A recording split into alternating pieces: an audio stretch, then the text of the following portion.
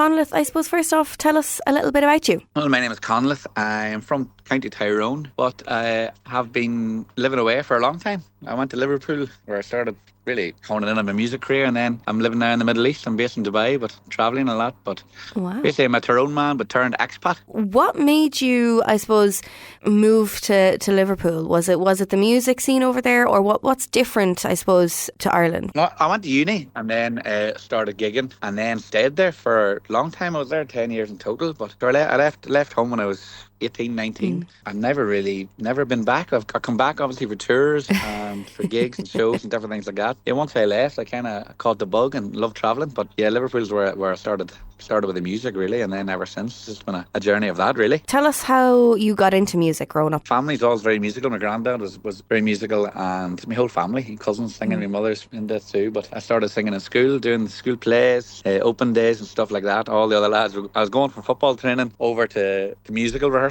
so it was kind of, whereas all the lads were just playing hurling and football, I was kind of into the music as well. So I was music mad even from I was in school. Now I'm lucky enough to do it as a job, you know what I mean, Lauren? So I'm lucky I get to sing songs for a living. Who do you look up to when you're writing and performing your music? I have a lot, and a lot of them are Ireland based as well.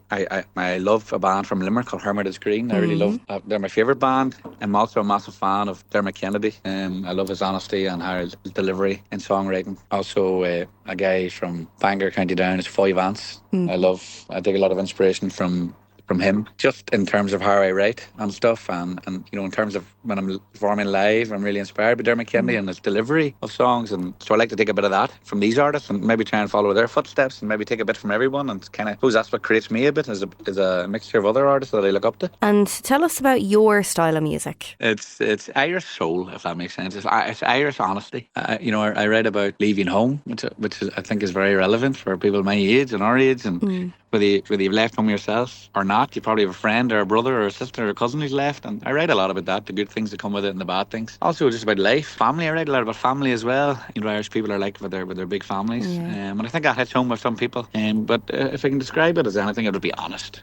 I don't pander anymore. I don't try to write for anyone. I just write about my own realities, and hopefully they ring home with other people, which seems to be, when you write honestly, you can't really go wrong, I think. So your music, I suppose, is very personal to you. It is. It's personal, but I kind of write in a way that's very specific to me. But lyrically, how I put it is, I think other people can put their own story to it. But yeah, the songs recently, I've definitely matured in songwriting, and I write for me now. People in Ireland, we all live in a quite similar kind of life and circumstance, and we all know the crack, for want of a better phrase. So I think that's why people relate to it. And your track, Beverly, is one of the reasons we're chatting. Tell us a little bit about the track, and there's probably a personal story behind it for you. There is. People think Beverly's a girl, and it's not.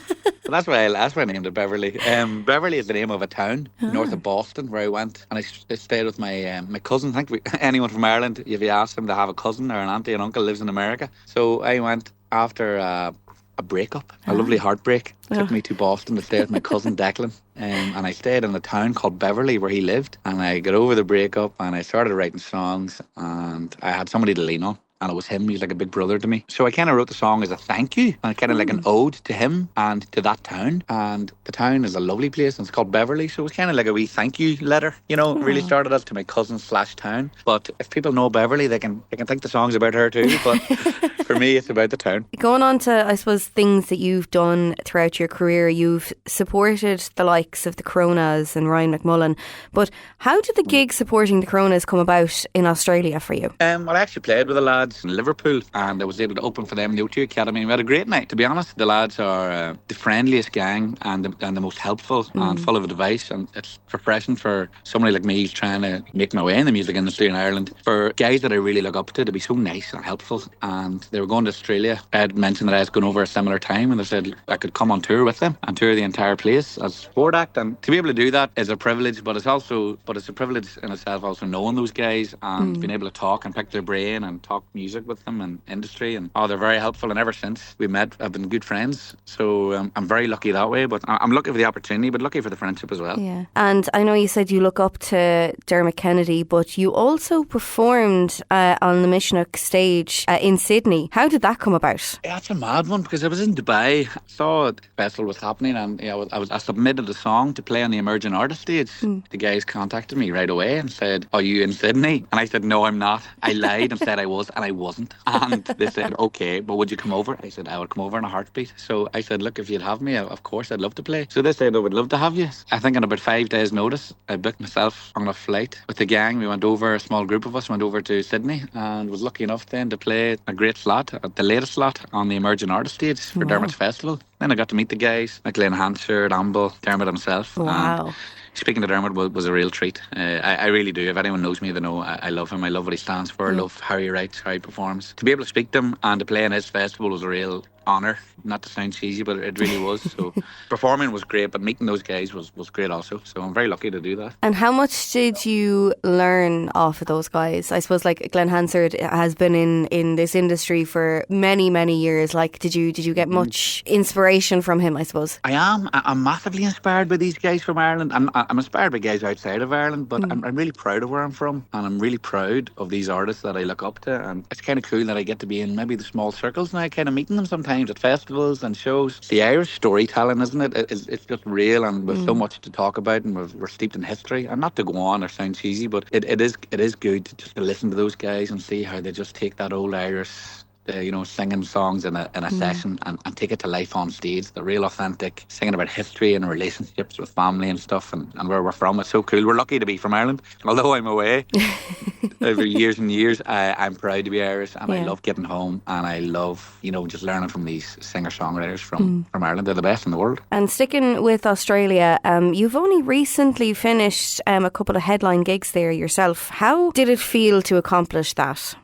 Great. I was meant to go again recently on tour, but I wasn't able to due to the circumstances in the Middle East. I'm living in Dubai. Before that, when I was over there, it's amazing. Australia's class. Walking through Sydney, it's like walking through Tyrone. Half the people there. It's crazy. And then over in Melbourne as well, I'm meeting up with friends I went to uni with. You know what I mean? And we're at the far side of the world, and we're all in the same boat. So you make that extra effort to meet up, and for those guys to come support you, you're taking a chance. You're flying to the far side of the world. The gigs aren't paying for itself, but you're an entrepreneur in a way. You're backing yourself, and you're going out and giving it a lash and hoping that it pays off, and it does. The Irish over there, they get behind each other, and they really come out and support you. It's class. Australia's great. We plan on going again in the new year, so I look forward to that. And you have quite a prominent following on social media. How important do you think social media is for an artist nowadays, especially you living in Dubai and trying to make it over here in Ireland as well? It's everything, isn't it? Key now. In fact, I love it because with my job, I'm travelling a lot, I'm away a lot, but I still get to keep, I don't know if in contact is the right word, but with the people that listen to my music, which is a lot around Ireland, Australia and England. So it's almost like a way of being everywhere, and it's just as important to post every day as it is to write, and keep relevant and keep a relationship with these people. Social media is great that way. Doesn't matter where you are.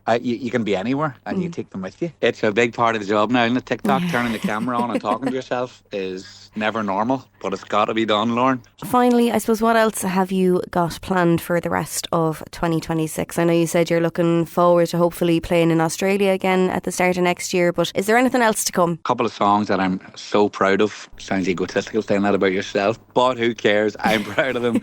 They're good tunes that I love, and they're honest, and I'm excited to share them. And also, I have a couple of, I'm not able to announce yet, but I have a big gig coming in Belfast, another one in December with the help of God, and around that we'll be playing in Ireland as well, some big shows that I just can't say yet. But if people are listening to this and if they care at all, they'll keep an eye on social media and they'll be able to see. But I'm excited to be able to share those if they get confirmed. But yeah, December, before the new year, we'll be back in Ireland, and can't wait for that. I'll have new songs out by then. I'll hopefully finish the year the way I want to do it. Where can people stay up to date on social media with you? My name is Conleth McGeary. It's a weird name, so if they just type in Conleth, I'll likely pop up. They can get me TikTok, Instagram, Facebook. It's where everyone lives these days. So that's where they'll find me, and they can come on and see if they like my music or what I post about. And if not, that is fine, but hopefully they do.